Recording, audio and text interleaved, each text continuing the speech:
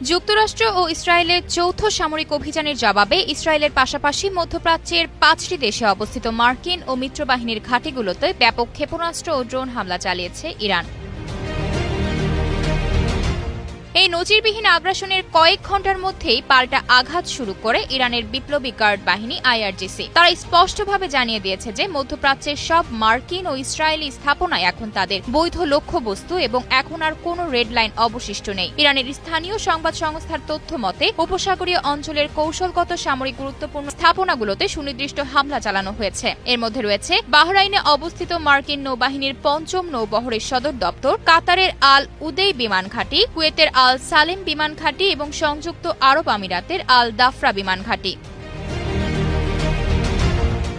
হামলার পর বাহরাইনের জাফায়ের এলাকায় অবস্থিত মার্কিন নৌঘাঁটিতে বিকট বিস্ফোরণ ও ধোঁয়ার কুণ্ডলী দেখা গেছে। এছাড়া সংযুক্ত আরব আমিরাতের রাজধানী আবুধাবিতে অন্তত একজন নিহত হওয়ার খবরও পাওয়া গেছে। কাতার ও কুয়েতেও দফায় দফায় বিস্ফোরণের শব্দ ও সতর্ক সাইরেন বাজছে। কাতার ও আমিরাত তাদের প্রতিরক্ষা ব্যবস্থার মাধ্যমে কিছু ক্ষেপণাস্ত্র প্রতিহত করার দাবি করলেও পরিস্থিতির ভয়াবহতায় কাতার, কুয়েত এবং সংযুক্ত আরব আমিরাত তাদের আকাশসীমা পুরোপুরি বন্ধ করে দিয়েছে। সৌদি আরবের রিয়াদেও শক্তিশালী বিস্ফোরণের খবর পাওয়া গেছে। এই পাল্টাপাল্টি হামলার ফলে পুরো মধ্যপ্রাচ্য এখন এক অনিয়ন্ত্রিত ও ভয়াবহ যুদ্ধের দ্বারপ্রান্তে দাঁড়িয়ে আছে, যা বিশ্বজুড়ে চরম উদ্বেগের সৃষ্টি করেছে।